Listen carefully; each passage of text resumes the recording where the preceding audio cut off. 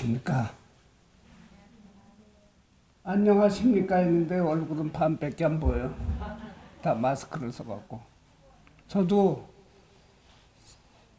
직전까지 마스크를 쓰다가 마스크를 벗었더니 여러분들이 나중에 그 화면을 보시면 아시겠지만 얼굴에 이렇게 줄이 갔어요. 마스크 맞은 자리가. 참 힘든 나날을 여러분들 보내고 있습니다. 오늘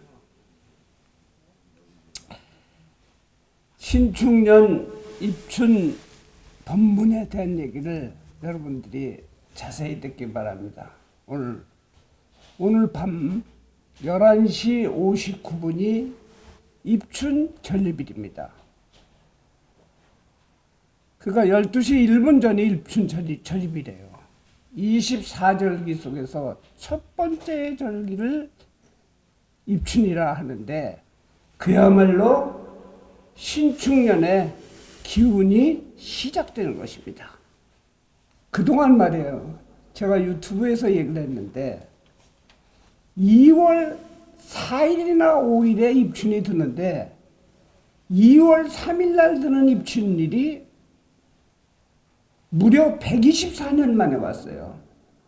계속 2월 3일, 4일, 3일, 4일 하다가 124년 동안에 왔다가 처음으로 124년 만에 온 거예요. 앞으로는 다시 앞으로 미래는 4년마다 한 번씩 2월 3일에 다시 입춘이 듭니다. 오늘처럼 3일, 4일이 돼요. 그러니까 여러분들은 제가 얘기했었듯이 비교적 상당히 행운으로 맞이하세요. 맨 먼저 여러분 여기 124세 된 사람 없잖아요. 처음 맞는 거니까 상당히 행운이라는 것입니다. 주역을 공부하는 역경파라는 사람은 양기가 살아나는 동지를 새해로 보고 또 여러분들이 좋아하는 사주팔자보는 사주 명리학으로 본다면은 입춘일이 새해로 보아집니다. 해서 오늘 삼재풀이도 하고 또 사람들이 신축년 운세를 볼 때도 오늘을 기점으로 해서 바야흐로 새해 운세를 보기 시작을 해요. 그와는 별도로 우리 세시 풍속에서는 입춘이 되면 입춘첩을 써서 대문에 붙이고 묵은 때를 벗겨내는 대청소도 하고 새 옷도 지어 입고 시작에 마음을 잡는 때입니다.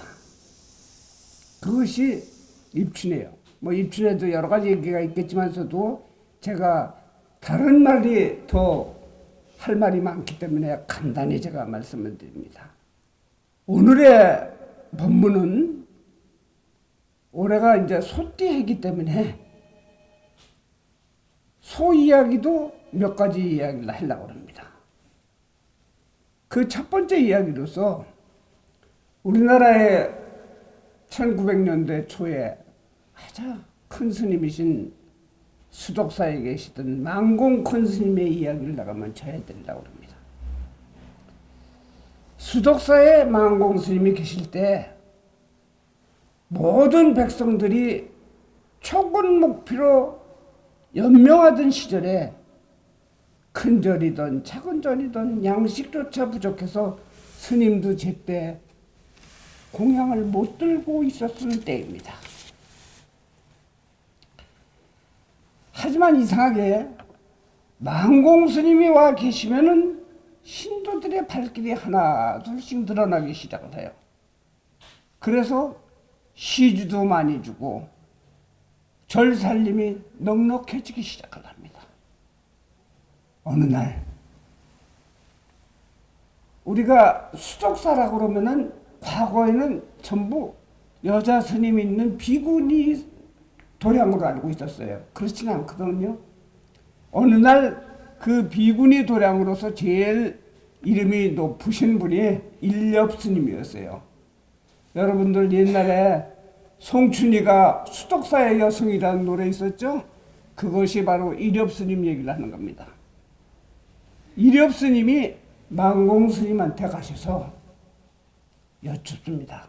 스님, 참으로 참 이상한데 스님께서 금강산 마연에 계실 때도 그랬고 이 수덕사에서도 그렇고 스님이 오시기 전에는 끼니 걱정을 했는데 스님만 오시면 시주가 줄을 잇고 양식 걱정을 안 하게 됐는데 스님께서는 전생에 무슨 복을 그리 많이 지었습니까? 하고 얘기를 한 거예요.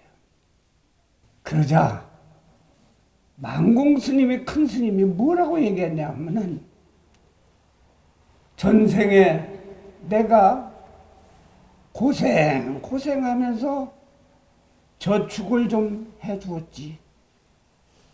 전생에 나는 여자였느니라. 그것도 복도 지질이 없고 부모 복도 없고 남편 복도 없고 형제 복도 없는 박복한 여자로서 뭐 가진 게 없는 거니까 할 수 없이 전라북도 전주 땅에서 기생 노릇을 했었대요. 그때 내가 기생 노릇을 할 때 육보시를 좀 했다 이게. 아양도 떨고 몸보시를 좀 했다 얘기 보면.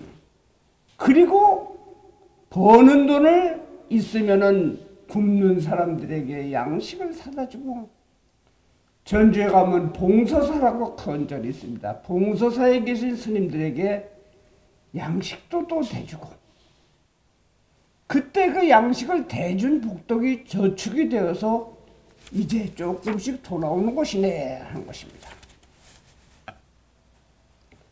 만공스님은 우리나라를 대표로 하는 큰 스님이신데도 불구하고 스스럼 없이 자기의 전생 얘기를 한 거예요.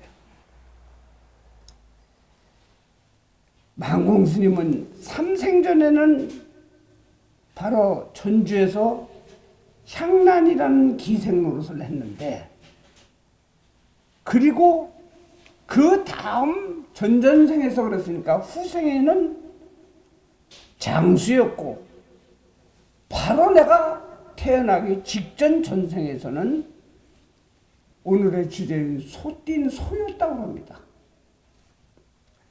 축생으로 태어난 거예요. 그러자 제자가 아니 그러면 그 일렵스님이 그런 거예요. 스님이 전생에 소였습니까? 하고 얘기를 한 거예요. 그러자 이렇게 얘기를 합니다. 그래. 전생의 빚을 갚으려고 소로 태어났는데 소 노릇을 하면서도 빚을 못 갚고 남은 빚이 많이 돼갖고 빚 갚으려고 이제 중이 됐네 그러는 거예요. 이 생에 와갖고는. 그러자 묻습니다. 소로 사셨으면은 빚을 다 갚았을 텐데 무슨 빚이 또 남아 있습니까? 그러자 만공스님이 그 유명한 얘기를 해요. 이 녀석아, 소도 소 나름이다. 여물만 배 터지게 먹고 일할 때 게으름 피우면 빚 갚기는커녕 오히려 빚을 늘리는 것이다. 자, 오늘 여기 몇 분 안 모이셨지만 모이신 불자 여러분, 과연 우리는 어떻게 살고 있는가 생각해 보세요. 신축년 소띠에는 어떻게 살아야 될 것인가?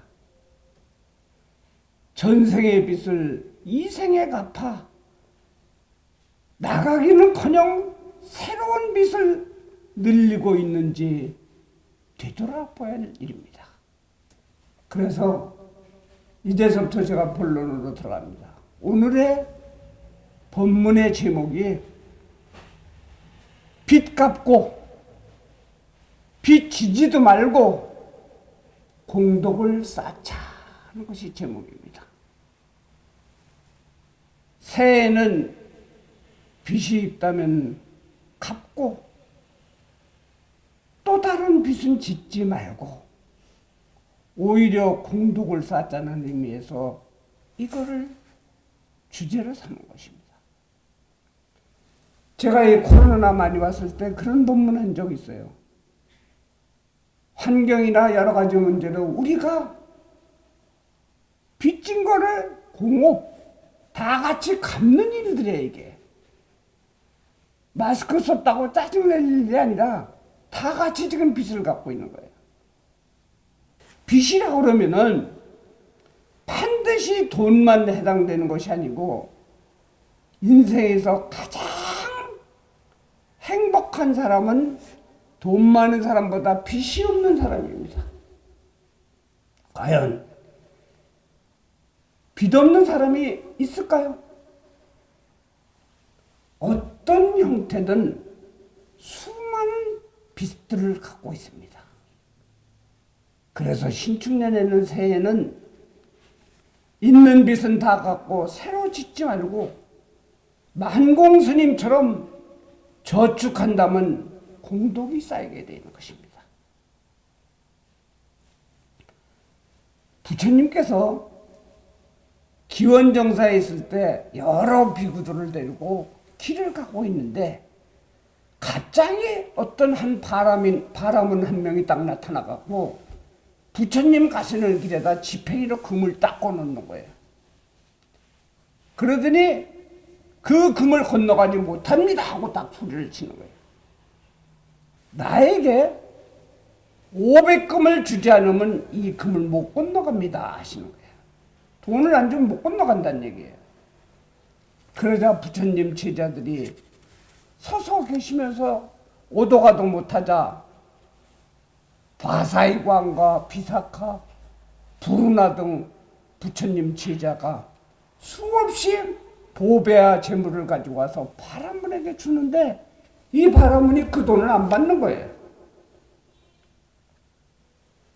그러자 그 소리를 들은 수달장자가, 수달장자 여러분 잘 아시죠? 기수국 고독은 절을 지어준 수달장자가 그 소식을 듣고 500금을 가지고 와서 바라문을 주니까 그때 바라문이 비로소 부처님을 통과하게 하신 거예요. 그때 같이 갔었던 비구들이 묻습니다. 세존이시여, 무슨 인연으로 금을 그어놓고 부처님의 길을 막습니까? 하자 부처님이 이렇게 얘기를 합니다.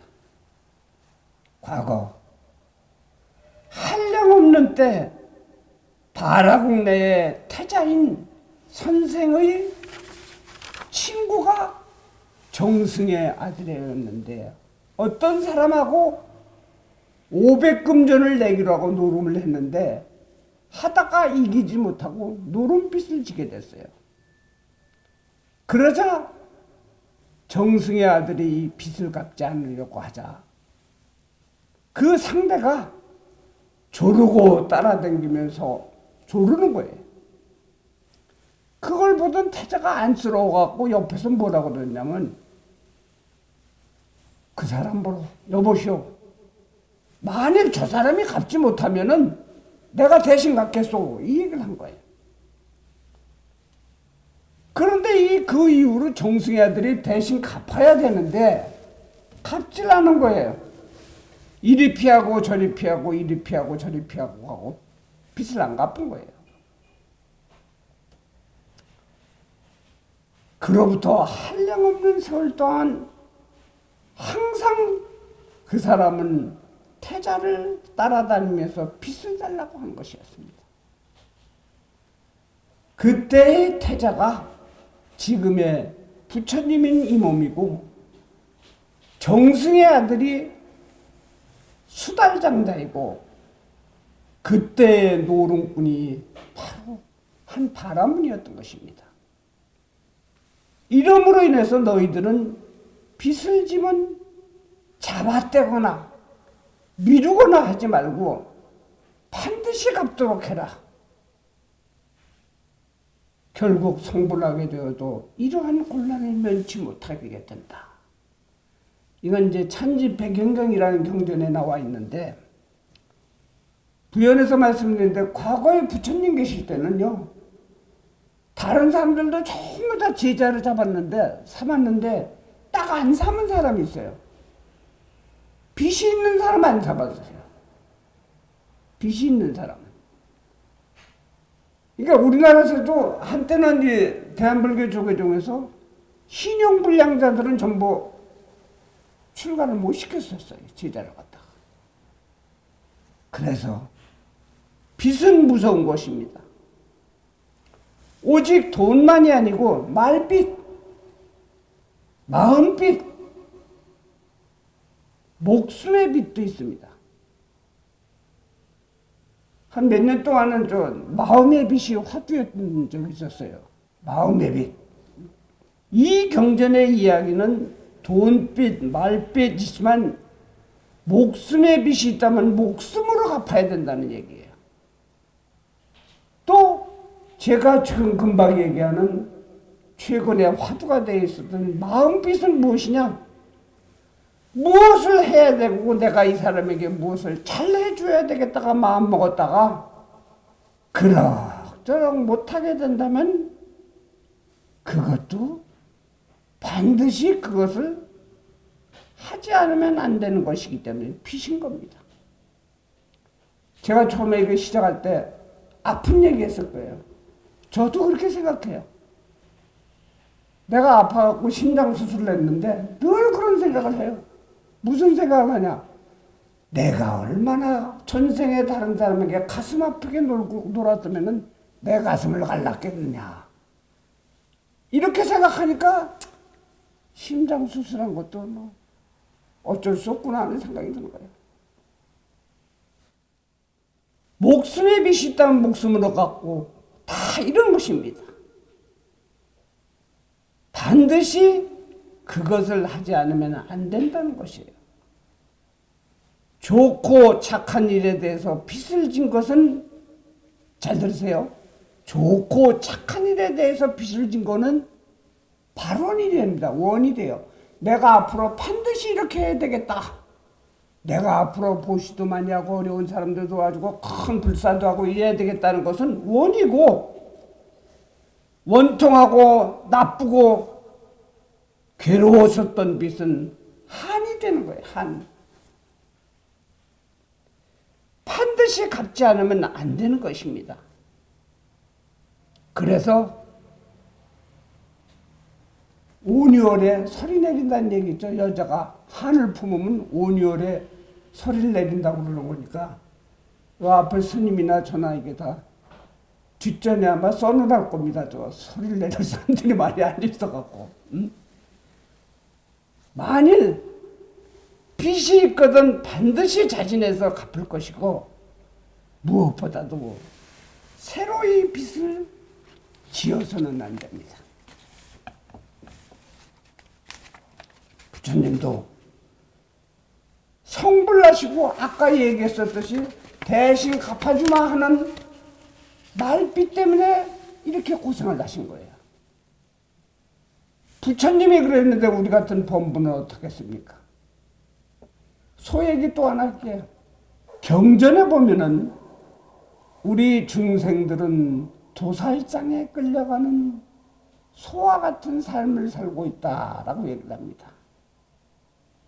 그런데 여러분들 가보셨는지 몰라도 실제로 도살장에 끌려가는 소를 보면 참으로 불쌍합니다. 소가 눈물을 흘려요. 쭉쭉 흘립니다. 또 안 끌려가려고 두 발로 버티고 울기까지 해요. 웅웅하고 울어요. 아무리 그래도 그때 소 주인이 와서 소한테 어서 일어나 이렇게 이야기하면은 소가 마지못해서 벌떡 일어납니다. 그런 광경을 본 사람은 야, 저 사람 소 잘 길렀네, 용하네, 용하네 이런 얘기를 하지만 그런 것이 아닙니다. 왜? 소는 다른 사람 말은 안 들어도 제 주인 말을 잘 듣는다고 합니다. 왜냐? 주인 덕에 일생 동안 살찌어 왔기 때문에 그 빚을 져갖고 그 말을 안 따를 수가 없는 거예요. 지나가는 사람한테 운동하러 다니는데 막 달겨드는 강아지도 지 주인만 보면 꼬리를 치고 딱 조용하려면 조용해집니다. 이것도 이 주인에게 밥을 얻어먹고 사니까 빚지고 있다는 것을 알게 된 것이에요. 이토록 사람뿐 아니라 미물들도 빚진 세계에는 순종한다고 합니다. 근데 우리가 이런 경우가 있습니다.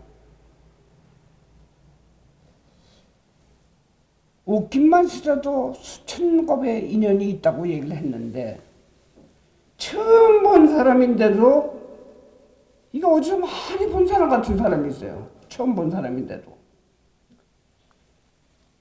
전생에 인연이 있었다는 증거긴 증거였는데 처음 본 사람인데도 괜히 잘해주고 싶은 사람이 있어요. 처음 봤는데도. 또 그러냐면 처음 봤는데도 공연히 내가 몇 마디만 하면 꼼짝 못할 것 같이 보이는 사람이 있어요. 만만해 보이는 사람이 있어요. 그런가 하면 커피 한 잔도 아니라 냉수 한 모금 다 얻어먹은 것이 없는데 공연히 그 사람만 보면 주눅이 드는 사람이 있어요. 뒤로 밀리는 느낌이 있단 말이에요. 바로 이 사람은 전생에 빚을 졌기 때문인 거예요. 또 나에게 잘해주고 내 말 잘 듣는 사람은 그가 나에게 빚을 졌기 때문인 겁니다.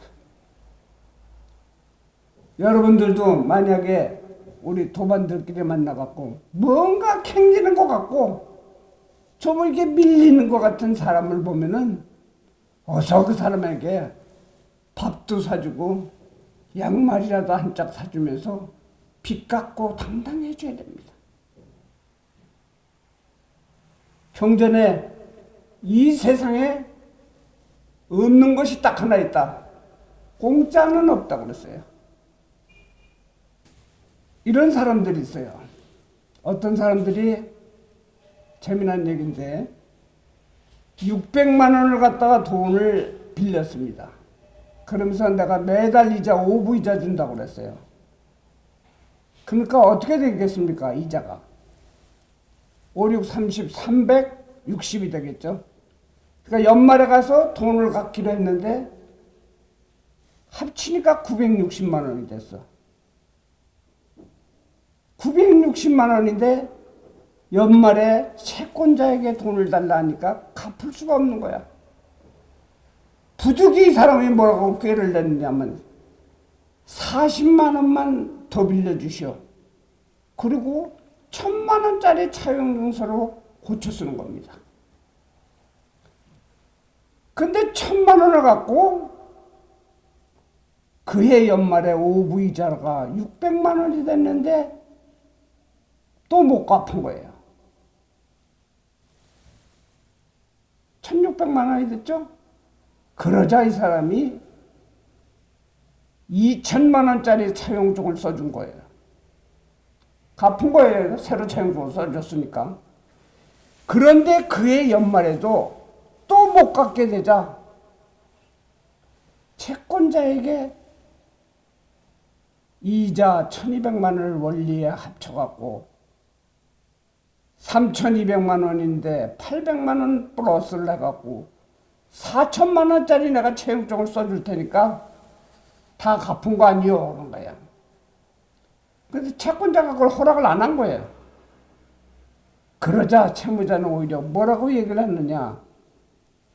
첫 번째에는 600만 원을 썼다 960만 원을 갚고 다음에는 1000만 원을 썼다가 이자까지 합해서 1,600만 원을 갚았고 금년에는 2천만 원을 썼으나 4천만 원짜리를 새로 차용하자고 했는데 안 될 거 뭐시오. 내가 안 갚은 게 뭐 있어. 꼬박꼬박 다 갚았지.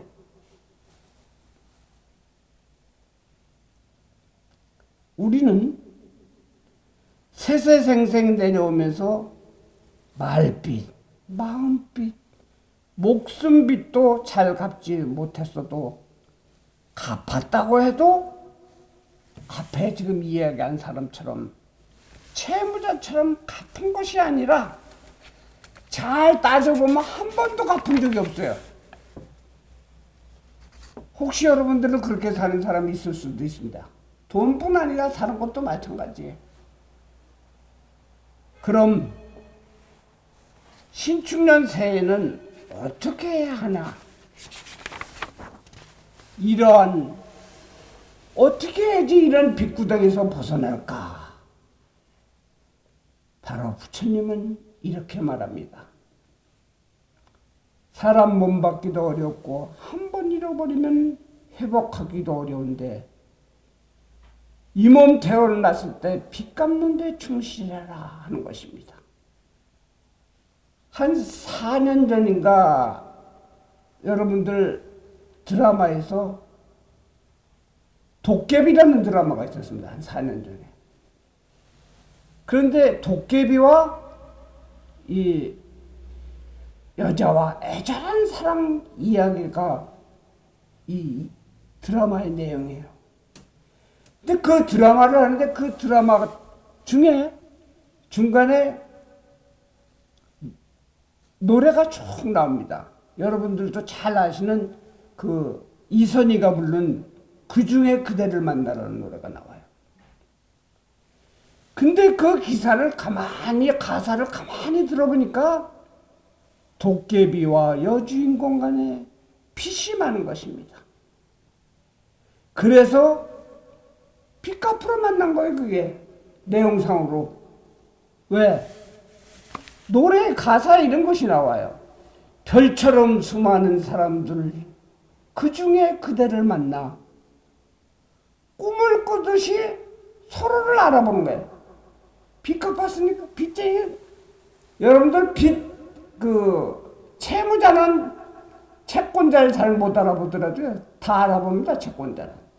억겁의 시간이 지나도 어쩌면 또다시 만나 우리 사랑 운명이었다면 내가 너의 기적이었다면 하는 그 가사가 나와요. 이것이 요즘 막장 드라마 같이 그렇게 좋아했는데 한쪽에서 배신해서 도망을 갔다든지 그것도 빚이 진 거예요. 만나서 꿈을 꾸듯이 알아본 거, 운명, 기적, 이것이 모두 빚진 인연이기 때문인 것입니다. 우리는 지금도 무슨 빚을 지었는지 모르고 삽니다. 말빚은 책임이요, 마음빚은 의도와 마음먹은 것에 대한 책임인 것입니다. 목숨빚, 재물빚, 은혜빚, 올해는 이런 빚을 청산하기 위해서 부처님이 가르쳐 주신 5개와 10선을 닦아야 한다는 것입니다. 5개란 무엇이냐? 제가 불자가 수계를 받을 때 5개를 받죠. 10선에, 근데 이 5개가 10선에 다 나오는 얘기예요. 10선은 살생중대, 투도중대, 근사음중대, 망어중대, 천수경에 나오는 거 있잖아요. 탐해중대, 진해중대, 치암중대. 그게 10악이거든요. 10악을 안 하면 10선이 되는 거예요. 거꾸로 얘기했을 때. 그렇기 때문에 이 5개라는 것을 각도를 제가 지킬 게가 아니라 계획계로서 좀 바꿔서 생각해 보았습니다. 그러다 보니까 중국 송나라의 주신중이라는 학자가 인생 5개를 주장했는데 인간이 한평생 살면서 5가지 계획을 올바로 세우고 실천해야 된다는 것입니다. 제가 왜 이 인생 5개를 얘기를 하게 됐냐. 입춘날에 시작해서 그렇고 조금 전에 얘기하는 것이 이렇게 살면은 빚지지 않습니다. 그래서 얘기를 하는 거예요. 그 첫째는 생계입니다. 생계. 나는 무슨 일을 하고 어떤 신조로 살아야 하는가. 직업과 재물관리에 관한 계획이고 실천인 것입니다. 즉 살아가면서 손익에 대한 가치관의 정립인 것입니다. 조선시대 때 실학자인 홍만선이 산림경제라는 것에서 중에서 나오는 항목이 있어요. 그걸 여러분들은 잘 기억을 해야 돼요. 덜어내면 알기 쉽고 빠르다. 보탬은 알기 어렵고 더디다. 덜어내면 등잔에 기름이 줄어듦과 같고 보탬은 벼에 싹이 자라는 것과 같아서 깨닫지 못하는 틈에 훌쩍 자란다고 그런 것입니다. 덜어냄이 빛이 나면은 쉽게 늘어나고 보탬이 저축 공독이라면은 늦어지는 것입니다. 여러분들 미국에서 아주 부자로 유명한 사람이 카네기가 있습니다. 이 카네기 이야기 내가 하나 해드릴게요. 서재에서 책을 먹고 있는데 손님이 찾아왔어요. 카네기의 서재에 촛불을 켜놓고 책을 보다가 손님이 오니까 촛불을 싹 끄고 촛불 하나만 딱 켜는 거예요. 왜 왔느냐고 물어보니까 어려운 사람을 돕는 기부금을 받으러 왔어요. 얘기를 다 마치고 난 다음에 카네기가 기부금을 주기로 약속을 하고 그 사람이 딱 일어나자마자 다시 전부 촛불을 켜는 거예요. 그러니까 기부금을 받으러 온 사람이 이 사람이 나를 무시하는 것 같거든.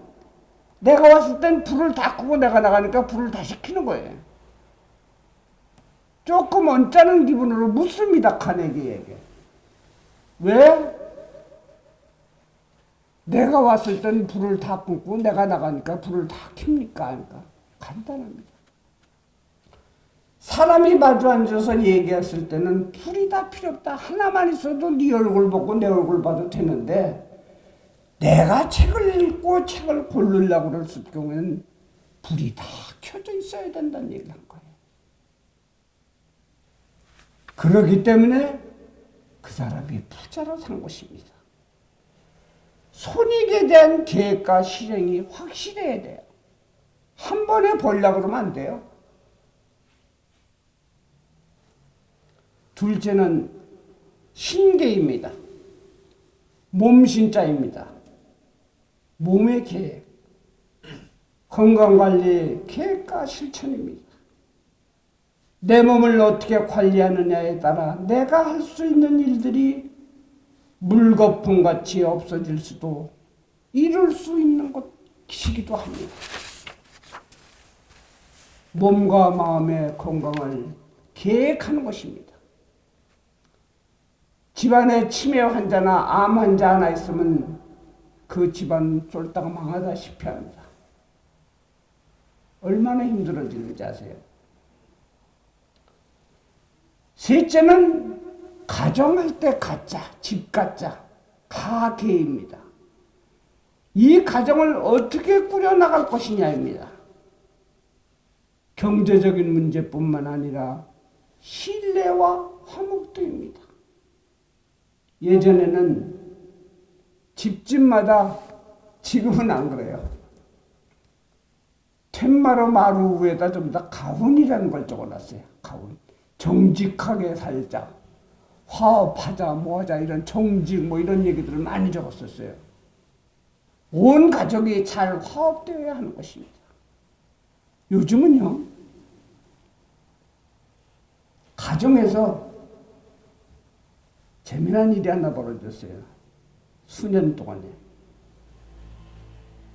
20대의 아들과 40, 50대의 아버지와 70대의 할아버지가 어느 누구도 정치 얘기는 안 한다고 그럽니다. 했다 하면 박살이 나니까 그 다음부터 안 한대 세 사람이 전부 다. 그냥 그런가 보다 하고 있는 시대에. 가게를 잘 꾸미면 내가 언제 법문 한번 했었듯이 아버지가 일어나갖고 지붕에다 소 올려라 그러면 온 식구들이 전부 지붕 위에다가 사다리 놓고 소를 올리고 있었대요. 그게 가게를 잘 지키는 것입니다. 넷째는 노계입니다. 늙을 노자, 노후 관리예요. 건강, 경제, 가족, 사회에 부담 안 되는 일을 삶을 계획하는 것이 노계입니다. 요즘은 양로원이란 얘기 안 쓰죠? 전부 요양원이에요. 그럴싸하게 요양원이라고 그랬었지만 죽기 전에 돈으로 남에게 맡겨놓는 것입니다. 지금 여러분 여기 앉아 계신 분 한참 뒤에 얘기 같죠? 금방이에요. 자기 지나간 10년 전 생각해봐요. 10년, 20년 전 생각해요. 금방 옵니다. 저희 본사절이고 제가 존경하는 청우 스님이 법문을 하는데 이런 얘기를 하시더라고요. 나이 70이 넘어서 죽을 때까지 현금으로 3억 원 있어야지 산다고 그렇게 얘기했다. 참 그 공감 가는 말씀이시더라고요. 마지못해서 내가 축의금 내고 부주금 내고 이렇게 산다 하더라도 그거는 있어야 된다는 거예요. 여러분들도 스스로 계획을 세워서 누구를 원망할 필요 없이 자기 계획을 세워나가야 돼요. 마지막으로 제일 중요한 얘기할게요. 사계입니다. 죽는 계획이 있어요. 죽음에 대한 계획이 있어야 돼요. 지금 생이 아닌 다음 생을 준비하기 위해서 빚없는 삶을 구사해야 돼요. 빚이 컨져놓고 이렇게 저러고 푹 죽어버리면은 그거 아까도 얘기했지만 기생으로 서로 막 참 험하게 살게 됩니다. 그래서 5개 10선을 지키라고 얘기하는 것이에요. 그런데 가장 중요한 것이 뭐냐? 여러분들, 내가 하는 행동이 빚을 갚는 것인지 아니면 공덕을 쌓는 보시를 하는 것인지 궁금증이 들 때가 있습니다. 이게 내가 빚을 갚는 건지 공덕을 쌓는 건지. 절에 와서 보시도 많이 하고 어려운 사람도 많이 돕고 그런데 공덕을 많이 짓고 돌아 나오면서 차가 빵빵거려서 하고 자기 칠 뻔했다고 아주 나쁜 천하에 때려 죽이려면 금방 까먹고 있는 거예요. 그러면 어떤 때가 그러는 것이냐? 그거 내가 아는 방법 간단히 말씀드릴게요. 첫째, 내가 고생해서 큰맘 먹고 베풀어 주어도 별로 고맙다는 말도 못 듣고 인사도 못 받고 오히려 좀 더 해줬어 하고 부족하다고 질책을 받는다는 사람이면 이런 이는 빚을 갚는다고 보아도 무방합니다. 빚 갚기 때문에 그런 거예요. 둘째는 조금만 베풀고 신경 써서도 베푼 것 이상으로 고맙다는 인사를 받는다면 이건 내가 공덕을 쌓은 것이에요. 그래서 생각이 무방합니다. 셋째는 혼자 길을 가다가 넘어져서 지독하게 아프고 고통을 느낀다면 누구에게도 이적되지 않고 자신만 괴로운 것은 스스로 자기가 잘못해서 생긴 빚을 갚는 거예요. 그러면 그렇게 나이도 많이 먹지 않았는데 자꾸 넘어지고 일리 다치고 저리 다치는 분이 있어요. 스스로 잘못해서 생긴 빚 갚는 겁니다. 또 공덕을 쌓은 것이라고 생각하는 경우에 내가 공덕을 쌓았으니까 너무 우쭐대면 새로운 집착과 사람을 무시하는 나쁜 업을 또 짓게 되는 것이에요. 옛날 빚 갚으면서 새로운 업을 일으키는 것 같은 것입니다. 아무리 많이 쌓아도 앞에 비유해서 말했듯이 아무리 많아도 쓰고 빚지는 데는 당할 수가 없습니다. 아무리 많아도 쓰고 빚지는 데는 당할 수가 없는 거예요. 불교에 보면은 많은 비유 중에서 무슨 비유가 제일 많으냐? 대장장이의 얘기가 많이 나옵니다. 대장장이. 이 대장장이가 왜 이 사람의 비유가 들어가느냐? 뜨거운 불 앞에서 쇠를 치고 재련을 하고 이렇게 고생을 해갖고 한꺼번에 되는 것이 아니라 천천히 그 모양을 만들어 가기 때문인 것이에요. 대장장이는 뜨거운 불 앞에서 금을 재련하고 자신을 다듬기 때문인 것입니다. 법문 끝자락에 제가 법구경 하나 여러분에게 들려드릴게요. 지혜로운 사람은 꾸준하고 천천히 나가면서 마음의 때를 씻어버린다. 마치 금을 다루는 대장장이가 금의 더러움을 제거하듯이. 제가 아까 홍만선이 얘기 잠깐 했습니다. 거기에 쓰는 거 말고 보탬에 대한 얘기가 있어요. 깨닫지 못하는 틈에 호련히 무성해진다. 많이 살아봤자 요즘 김영석 교수 100세가 넘었다고 나와서 좋은 말씀 참 많이 하시는데 100년 안팎입니다. 올 한 해가 시작되는 입춘일입니다. 보세요.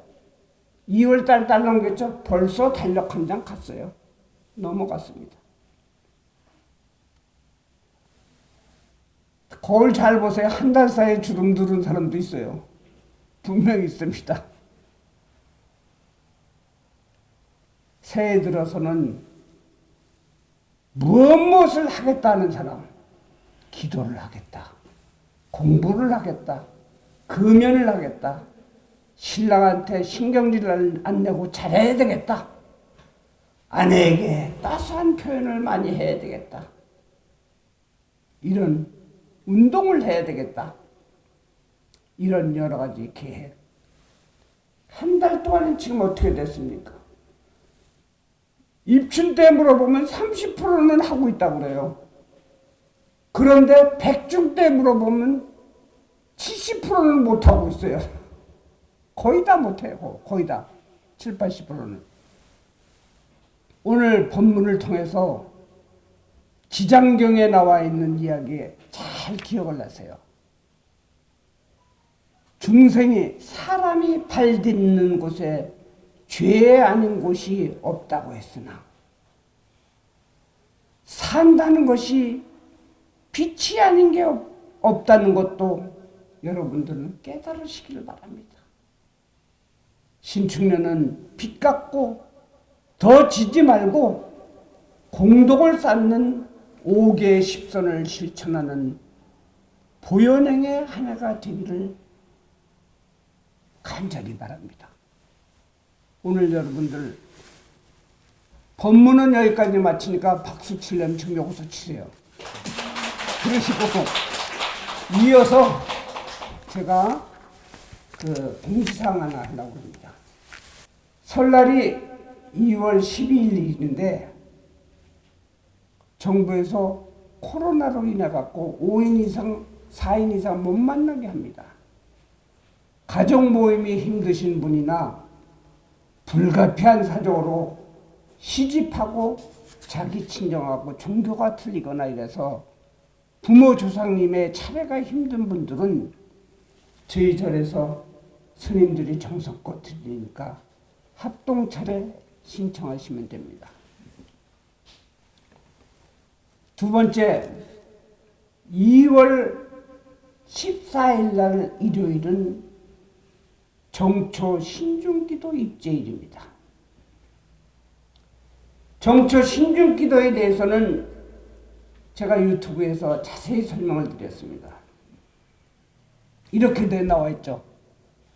절에 가면 뭐니 해도 신중단이 제일이라는 오래전서부터 내려오는 이야기 속에 그 깊은 의미를 알고 나면 불자든 불자가 아니든 불교에 관심이 있는 분이라면은 정초 신중기도 많이들 신청해 주시길 바랍니다. 세 번째는 정월 초하루 보름 16일이 됩니다. 2월 27일 날 정월 합동천도제를 작년에도 유일하게 벽원사는 전부 마스크를 쓰고 진행을 했습니다. 작년에 이 벽원사에서 가장 빠르게 코로나에 대해서 대처를 했어요. 비교적 벽원사 다니시는 분들 저는 1년 내내 지금까지 코로나 걸렸다는 사람 못 봤어요. 1년 중 정월은 조상님 천도제, 10월 상달은 고사의 달이라고 됩니다.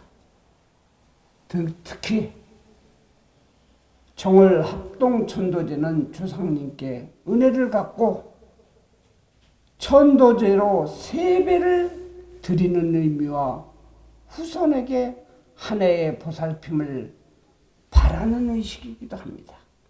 요거 많은 동참 바라시고, 끝으로 저를 만나기가 힘들다는 분들이 있어요. 상담이 필요하신 분들은요, 나하고 딱 맞는 기도법을 신청을 하시게 되면은 빼도 박도 못하고 제가 상담을 하게 돼 있어요. 그것이 나오면 무조건 그 가족을 다 상담을 해주게 돼 있어요. 그러니까 신청하시고 자연스럽게 가족 전원의 상담을 다 받으실 수 있는 거니까 나와 딱 맞는 기도법, 이 기도법 소원성취 정말 빠르네라고 나와 있습니다. 그거 자세히 보시고 그렇게 하시면 됩니다. 자, 오늘 법문 공지사항 이거 다 마쳤습니다. 이제 연달아서 축원 들어가고 그 다음에 3대 때문에 신중기도까지 다 할 겁니다. 감사합니다. 고맙습니다.